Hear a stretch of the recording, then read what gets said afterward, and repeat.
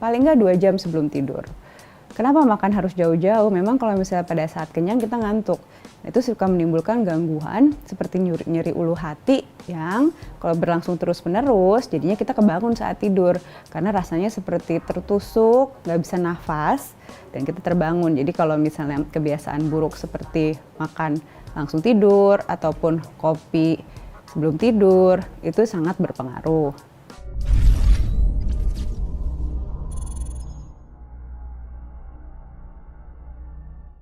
Mimpi adalah sesuatu yang dialami dari saat orang tertidur. Jadi orang tidur itu mengalami berbagai fase dari dangkal sampai dalam.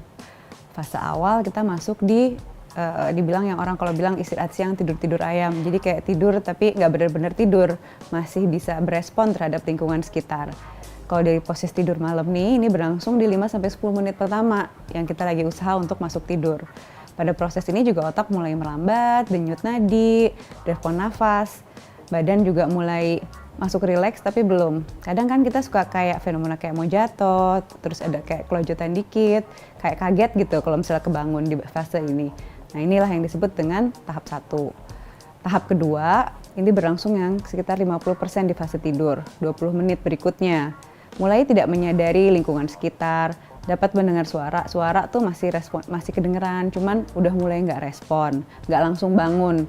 Gerakan matanya berhenti, juga respon rangsang dari luarnya juga mulai tertekan. Selanjutnya adalah tahap 3.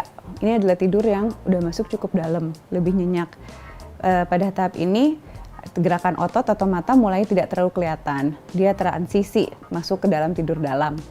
Fase ini mulai susah agak dibangunin. Jadi kalau misalnya dibangunin pada fase ini agak fase hengeng. Orang suka bilang harus ngumpulin nyawa dulu nih kalau udah masuk di tahap 3. Nah kalau misalnya ada respons yang nggak disadari seperti sleepwalking, mengigau atau mengompol di fase ini biasanya. Namun fase ini pentingnya adalah pemulihan ataupun regenerasi dari badan tubuh supaya merasa lebih segar. Itu yang harus masuk ke dalam fase tahap ini.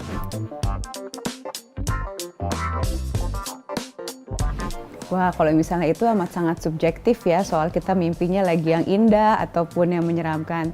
Tetapi kalau misalnya dibahas di luar itu kan termasuk yang dalam alam pikiran yang katanya di bawah sadar gitu. Kadang ada make sense, mungkin lagi mikirin itu, tapi kadang enggak. Tapi itu kan semua yang fenomena yang ada di alam bawah sadar kita. Dalam hal ini, memori yang tersimpan jauh. Itu yang masuk kalau misalnya fase tidur di tahap 3 itu bisa terjadi juga karena kan dia udah mulai kayak nggak sadar terhadap yang kayak sekitar, tetapi dia ada yang kayak respon bangunnya sebetulnya masih di alam bawah sadar juga, tapi macam-macam, ada yang sleepwalking, ada yang jadi yang kayak mengompol karena saat kita sudah kayak lepas dari yang istilahnya mulai masuk ke alam lain, masuk ke dalam fase yang kayak mau mimpi gitu. Tapi belum, tapi di antara tidur nyenyak sama tidur dalam.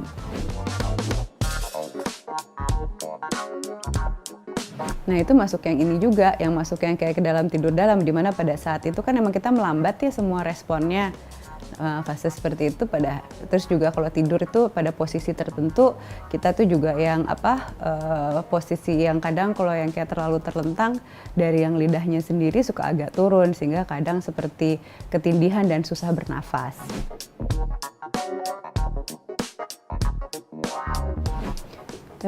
Katanya sih kalau misalnya setiap orang tuh memang ya kayak fase regenerasinya yang dibutuhkan tidur tuh yang kayak berbeda. Makanya kalau misalnya variasi itu tergantung seberapa cepat kita bisa masuk ke dalam fase tidur dalam. Kalau ngikutin yang kayak proses-proses untuk yang masuknya, sama di mana berapa lama kualitas tidur yang diinginkan, rata-rata dikatakan 6-8 jam sih paling enggak kita ada suatu proses tidur yang dalam satu hari.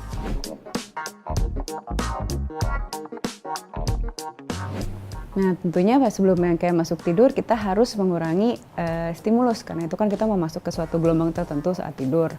Jadi gadget disarankan paling enggak 1 jam atau 1,5 jam sebelum tidur kita nggak pegang-pegang telepon. Karena dikatakan kalau sinar birunya akan melangsang gelombang di otak kita sehingga kita susah masuk ke fase tidur itu. Tentu saja makan dan juga minuman kafein seperti kopi, teh itu juga dijauhkan paling nggak 2 jam sebelum tidur.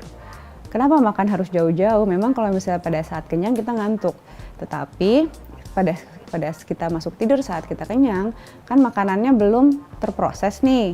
Itu suka menimbulkan gangguan seperti nyeri ulu hati yang kalau berlangsung terus-menerus jadinya kita kebangun saat tidur karena rasanya seperti tertusuk, nggak bisa nafas, dan kita terbangun. Jadi kalau misalnya kebiasaan buruk seperti makan langsung tidur ataupun kopi sebelum tidur itu sangat berpengaruh. Sekian pembahasan mimpi dari saya Dr. Nuya, sampai jumpa pada konten berikutnya.